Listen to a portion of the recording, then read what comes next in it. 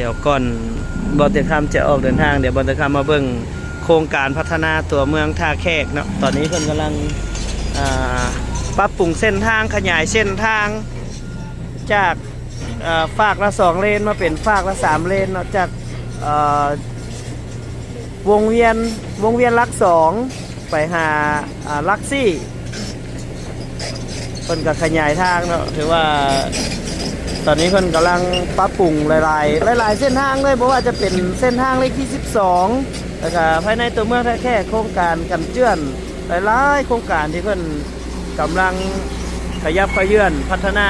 ไปเท่าละเก่าๆพี่น้องสบายดีที่ท่าแขกมื้อนี้บอกตะคำกับเมียมาท่าแขกวันนี้ตั้งใจว่าจะมาเลือกเบิ่งต้นไม้เมื่อปลูกต้นหน้าบ้านพี่น้องเพราะว่าบ้านก็บ่ได้ตกแต่งอย่างเลยบ่ได้ซื้อต้นไม้กินมากปลูกเลยเพราะว่าในเมื่อก่อนมันบ่มีหัวบ่มีกำแพงกันเลยยุ่งยากมื้อนี้ก็เลยตั้งใจว่าจะมาเบิ่งเบี้ยไม้ต้นไม้เมื่อปลูกเนาะต้นมะม่วงโอ้อยู่โซนนั้นต้นมะม่วงเดี๋ยวเราเบิ่งสวนมะไม้ที่เพิ่นขายอันนี้จะเป็นไม้ประดับ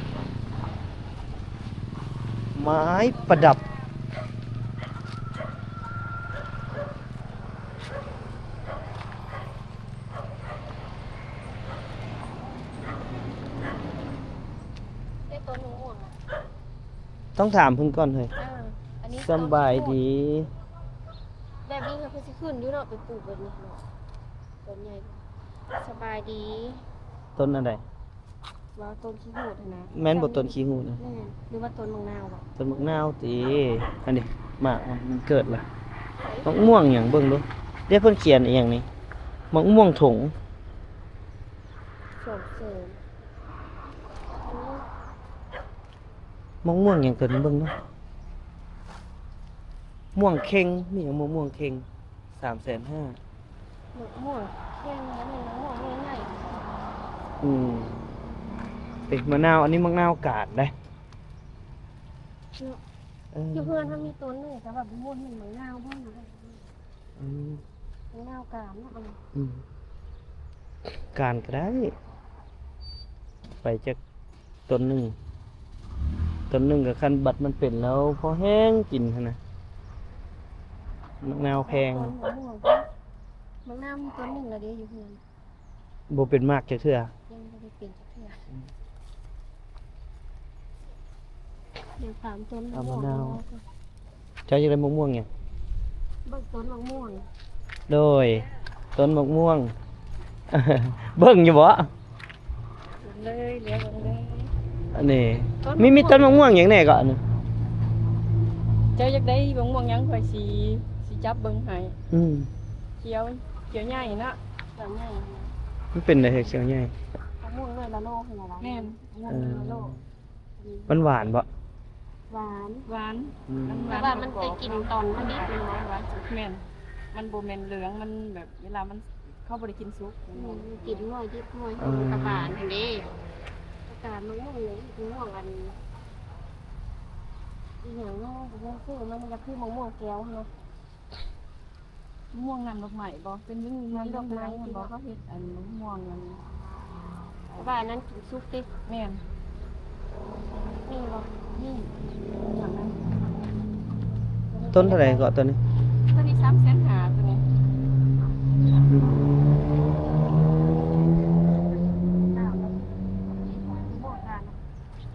เสียบ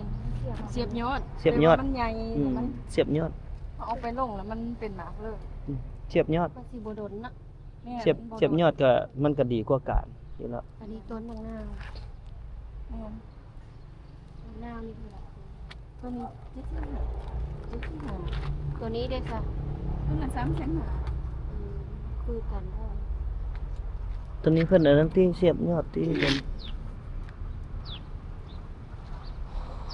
ตัวนั้นก็ถ้าให้ตัวกาดนะหลายอย่างเนาะหลายอย่างผู้ใดที่อยากได้ต้นหมากไม้ไปปลูกคือมา มาจุดเดียวนี่ครบเลย อันนี้ต้นมะม่วงอย่างตัวนี้ ตัวนี้มะม่วงบ้าวไต้ตัวนี้ อืมเฮานี่สิบ่ฮู้เรื่องมากมายเด้อมีแต่ว่ามันสุกแล้วล่ะกินอย่างเดียว ใส่คนนะมะม่วงดอกไม้จ้ะ มะม่วงใหญ่หลายเด้อพี่น้องหลายอย่างต้นไม้ประดับก็มีเนาะอยู่โซนทางนั้น อันนี้ต้นไม้ให้มาก แต่พวกเฮาน่าจะเลือกต้นไม้ให้มากนั่นล่ะดีกว่าเนาะก็เริ่มอยากปลูกเลยล่ะพี่น้องพื้นที่ก็บ่กว้างดอกแต่ว่าก็สิปลูกสิปลูกโอ้เอาแนวพันธุ์ละต้นก็พอแล้ว ตัวนี้เป็นเรา พื้นที่มันบ่ได้หลาย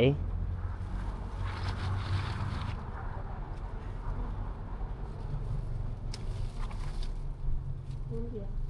เนาะเอาต้นเดียวแล้วก็เอาต้นมะม่วงโลต้นนึง แม่น บางโลเอาต้นหน่อยบางทีเอาต้นใหญ่ เอาตัวใดดีตัวใดดีจ้ะ ต้นหน่อยเลย75ต้นใหญ่ละ3,500แล้วแต่ลูกค้าเขาจะน้อยสิว่าแล้วต้นใหญ่แล้วเอาไปแล้วมันเป็นเลยเนาะอันนี้ต้นหน่อยแล้วเอาไปแล้วเขาใส่เวลาปีหนึง2ปี ต้นน้อยก็ได้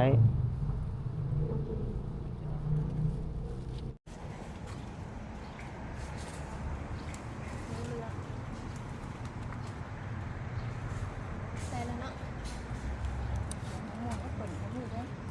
มะม่วงแอปเปิ้ลนั่นคืออยู่เฮือนพอเซียวเคนมันนั่นเอง อันใด มะม่วงแอปเปิ้ลก็ เป็น มี หน่วยคือหน่วย เออ คือหน่วยแอป หน่อยใหญ่ๆฮะบ่หน่อยใหญ่ๆฮะมันหวานบ่ บ้าน หวาน บ่ ตัวใหญ่ก็3,500 อื จ้ะ มเอาต้นนี้ไปปลูกให้มันขึ้นซะก่อน เบิ่งบ่ สิขึ้นบ่ มันจะสิขึ้นเดือน แต่ก้อนน่ะมีแต่งัวแหละ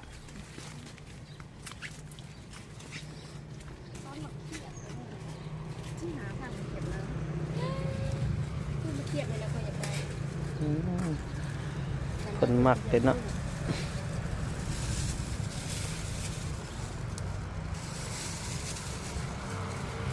มันยุบเดียวมันจะได้ซื้อ เขียบมีต้นหนึง น้อยนา ต้นหนึง2ต้นก็30กิโลละเขียบเขียบ ต้นเดียวนี่แหละ ต้นเดียวก็เท่าให้ ต้นเดียวกัน พื้นที่มันแคบ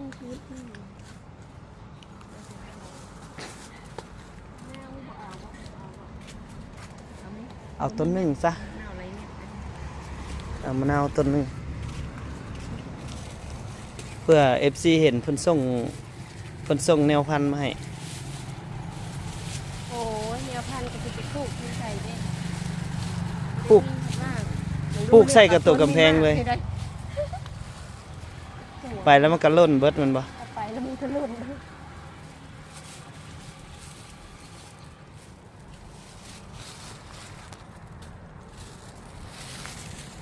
กินดิบแต่ว่ามันหวาน แต่ว่าคันเฮาตากนิดนึงมันก็สุกนะก็อ่อนเลย ตามใจ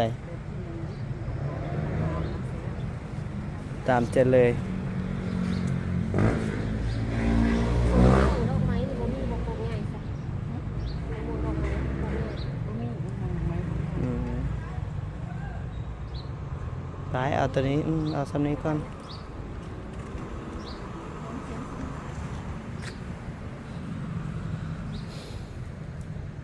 แนมอยู่ได้ว่าเอาย้ายแล้วบ่ว่าคือว่าคุ้นๆชื่อว่าอยู่แถวนี้นะ แต่โดนแล้วบ่มีเวลากายแต่กายมาคันไปปลูกก็ได้กินมากแล้วตั้งแต่เฮ็ดเฮือนก็บ่ได้ปลูกจักเทื่อ ปลูกก็บ่ได้กินดอก ได้ยุดให้ละเด้อ พูดและบ่ จะขอบใจ ไล่ให้อันนี้75ไล่ให้70ตัวนี้65ไล่ให้60 130อันนี้70พัน200,000นั้น15พัน อืมเมื่อแล้วก็จังหน่อยตัวนี้ก็สุก จังไดก็มีน้ำ ไปเอาออกเดี๋ยวไปเอาออกเอามาเดี๋ยวน้องเอาไปอีกได้ ใส่เด้อ ได้ตัวไหนแล้วจังมาเบิ่งตึม จ้าขอบใจหลาย ดอกไม้ก็หลายแนวเลยมีเบิด ต้นกล้วยบ่อนอันหอมทองบ่บ่อนเบิ่งนะบ่ต้องใส่มักนะ อืม อยู่เฮือนเบาต้อมถ้าเบาต้อมมาก่อนจะสิปลูกบนไหนเนาะยันเนาะข้างหลังบ่ ดอกไม้นี่เด้อยากเบิ่งดอกไม้หน่อยหนึง ดอกที่ไหนดอกไม้ เอา ต้องซื้อหลายๆดอกเข็ม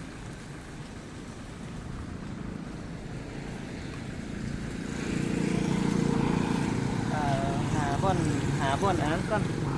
หาบ่อนแบบว่าสิประดับแบบใดก่อนจังวางแผนซื้อจังวางแผนซื้อ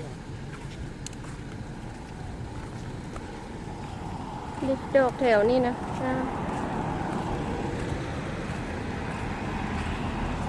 นี่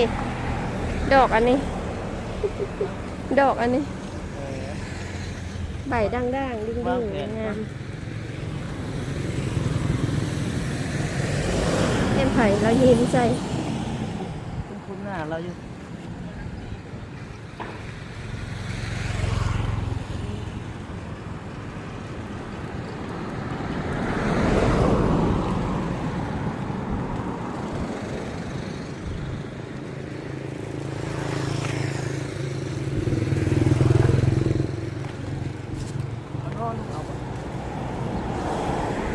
นอนลงแหละ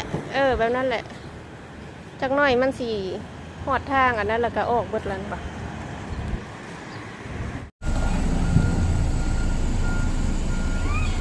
เดี๋ยวก่อนบอลเตอร์คัมจะออกเดินทางเดี๋ยวบอลเตอร์คัมมาเบิ่งโครงการพัฒนาตัวเมืองท่าแขกเนาะตอนนี้เพิ่นกำลังปรับปรุงเส้นทางขยายเส้นทางจากฝากละ2เลนมาเป็นฝากละ3เลนเนาะจากวงเวียนลัก2ไปหาลักซี่เพิ่นก็ขยายทางเนาะถือว่า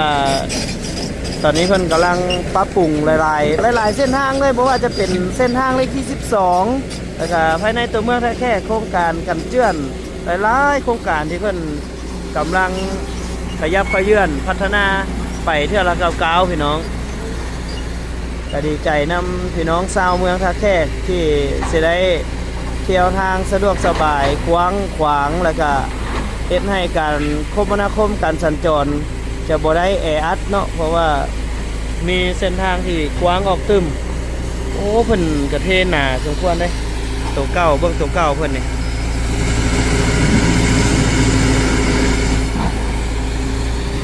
อยู่ประเทศนาอีหลีเนาะ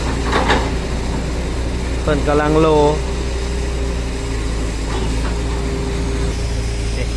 เอาสิมีคลองระบายน้ำสบายดีเฮ้ยเบ้าถามเด้ดีใจบ่สิได้เส้นทางตึมอีกนี่เฮ้ยดีใจบ่ได้เส้นทางใหญ่วันนี้รถกับบ่ติดเลยมีแต่ผู้บ่าวก็บ่ตอบเลย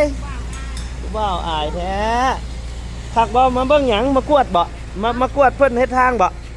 ฮะ เพิ่นกำลังเฮ็ดพี่น้องฝากนั้นเพิ่นก็ขยายออกไปอีกเลนหนึ่งฝากนี้ก็ขยายออกมาอีกเลนหนึ่งเนาะ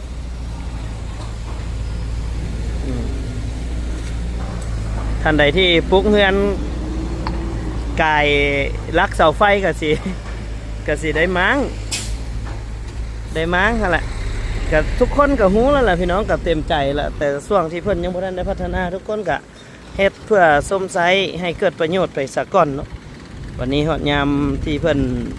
มีโครงการพัฒนามาแล้วก็ทุกคนก็พร้อมใจกันเต็มใจที่จะให้ความร่วมไม้ร่วมมือในการพัฒนาบ้านเมืองเฮาให้เจริญก้าวหน้าขึ้นเรื่อยๆเนาะก็เลยก็ดีใจนำพี่น้องชาวเมืองท่าแขกพี่น้องต่อไปก็สิได้เส้นทางที่กว้างออกตื่มหลายเลยล่ะพี่น้องสบายแล้วบัดนี้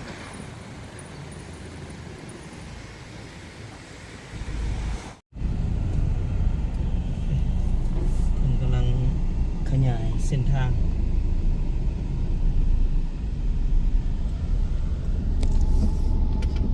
คันเฮ็ดแล้วนี่ก็กว้างสมควรเลยนี่เป็น3เลนเส้นนี้นี่จากวงเวียนลัก2พี่น้องเอ้ยออกไปพูดแหละหอด สี่แยกหลักสี่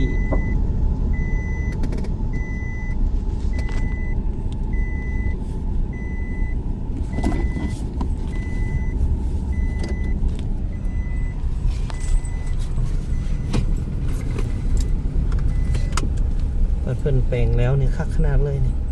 กว้างขวางขนาด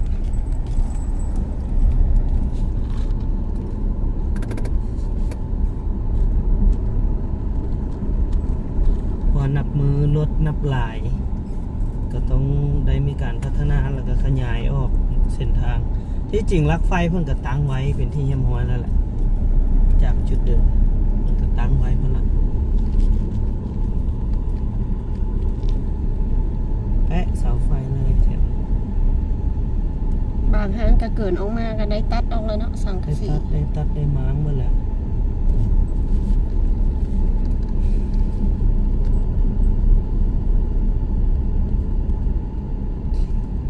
ตรงนี้ก็กำลังสร้าง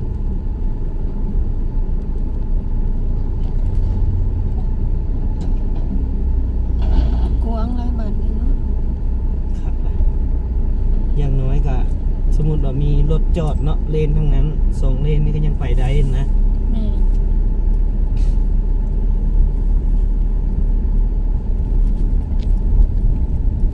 พัฒนาไปเรื่อยๆ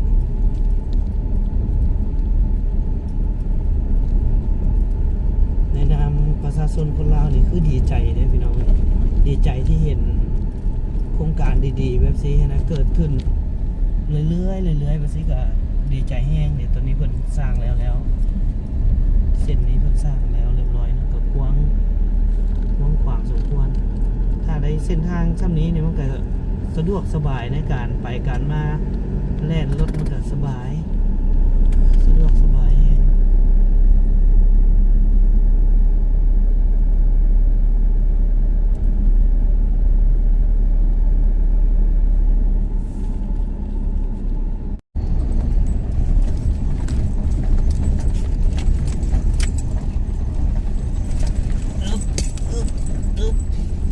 ตอนนี้กำลังเดินทาง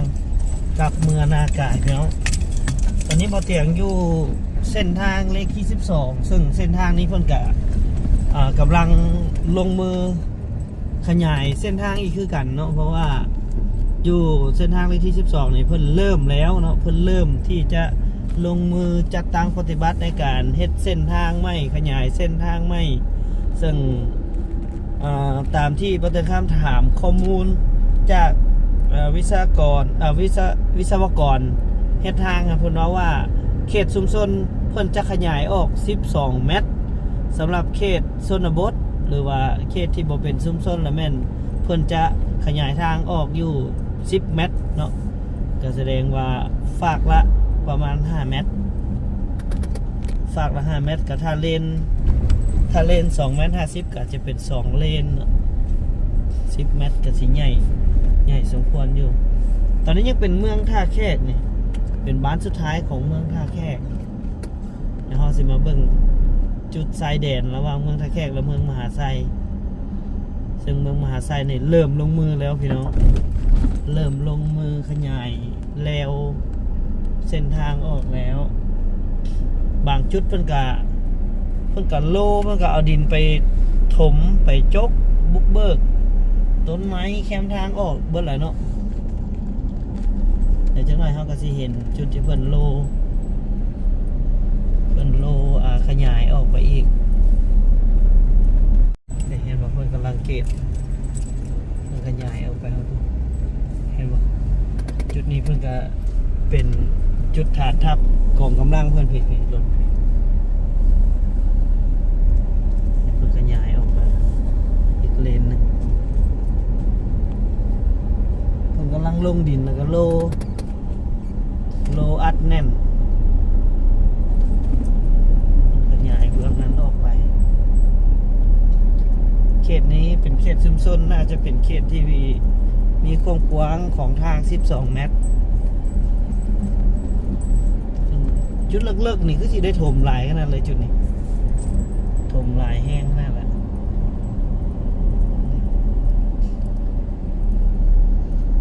ตอนนี้ก็เป็นรถโลอีกรถโลตีนน้ำ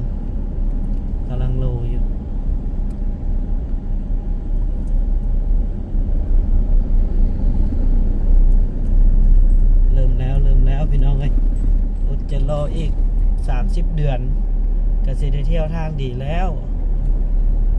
เดี๋ยวเราไปเบิ่งอีกจุดหนึ่งอยู่ใกล้ๆตัวเมืองมหาไซเนาะอันนี้ก็ฮอดตัวเมืองมหาไซแล้วแหละฮอดเมืองมหาไซเนาะแต่เป็นซ่านเมืองเดี๋ยวเราจะไปเบิ่งอีกจุดหนึ่งเพิ่นกำลังก่อสร้าง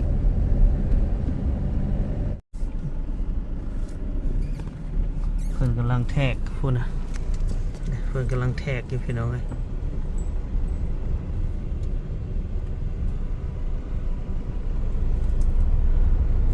เพิ่นแทกจากใจกลางทางออกแต่ละฝากเนาะ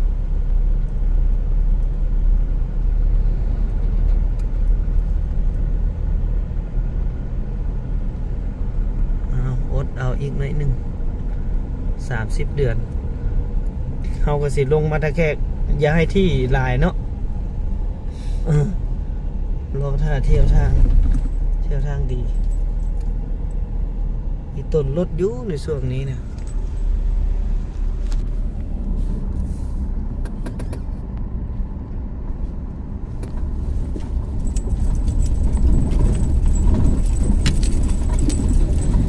เดี๋ยวนี้ก็สิได้ถมหลายเติบไปได้ถึงนี้เนาะ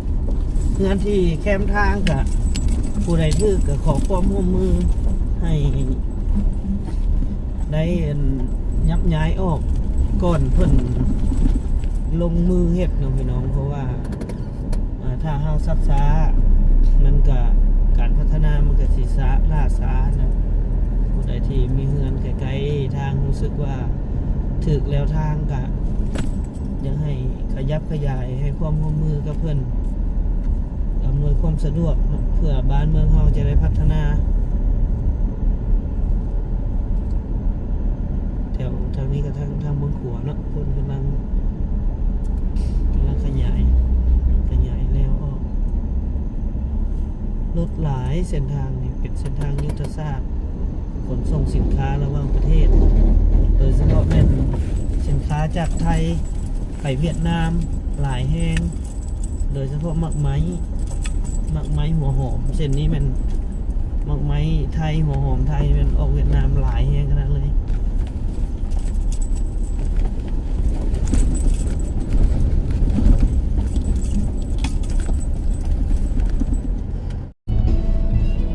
หักลบไปละเห็นบ่เมื่อกี้นี้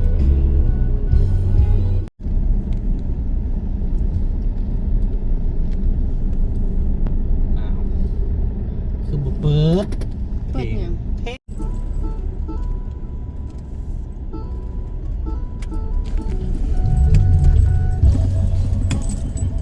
คำแล้วพี่น้องคำแล้วเดินทางกลับบ้านจุดนี้ก็เป็นจุดหนึ่งที่เพิ่นลงมือก่อสร้างคือกัน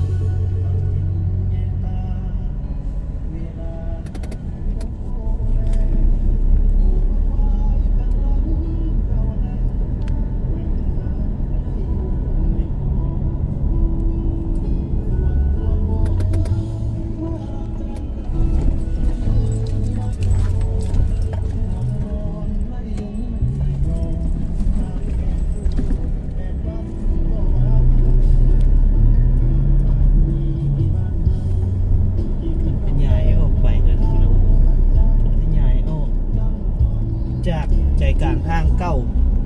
ออกไป20 เมตร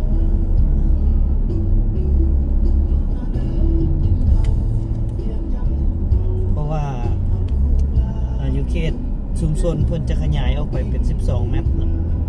แล้วเขตชนบทนี้มันจะเป็นหน้าทางแท้ๆมัน10 เมตรเป็นอย่างไรจูงกันหมดรถเพเนาะคนขุดมาหอดพีแล้วเลย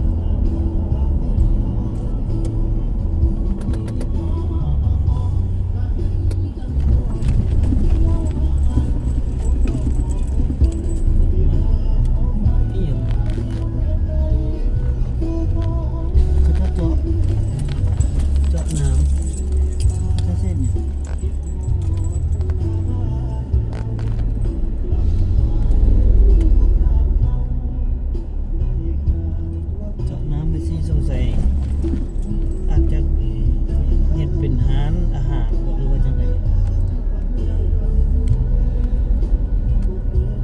แห้งค่ำรถแห้งหลายเด้อพี่น้องสายทางเลขที่12นี่ถือว่าเป็นสายทางในการขนส่งสินค้ารถบรรทุกหลายเนาะรถที่ต้องค่อยไปค่อยมาแล้วก็ใช้ความระมัดระวังหลายแม่นรถจักรรถมอเตอร์ไซค์นี่โอ้ยขี่เส้นทางสายนี้นี่เป็นตะยานแฮงเพราะว่ามันมีรถบรรทุกหลาย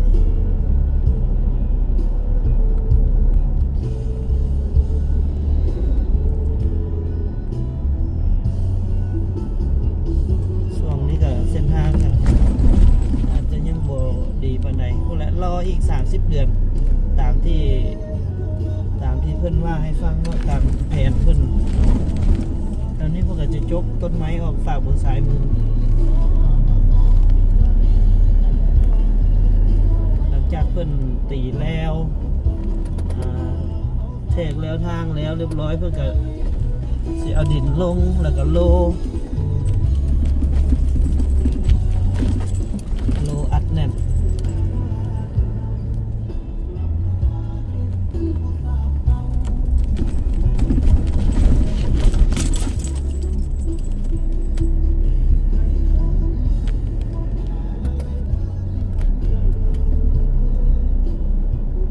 วิทย์ตัวนี้มันก็สิง่ายพี่น้องทางนี่มันสิยากตัวนี้ไปหาขัวห้วยพีดมันเป็นชายแดนระหว่างเมืองมหาไซกับเมืองยมราชวิทย์ชุดนี้แล้วก็ถือว่าง่ายนะวันนี้เดี๋ยวจังใดเดี๋ยวบนเตียงข้ามขอล้ำลาไปซ้ำนี้ก่อนนะพี่น้องเนาะเอาไว้โอกาสหน้าจังพอกันในคลิปหน้าเนาะสำหรับคลิปนี้เดี๋ยวบนเตียงข้ามขอ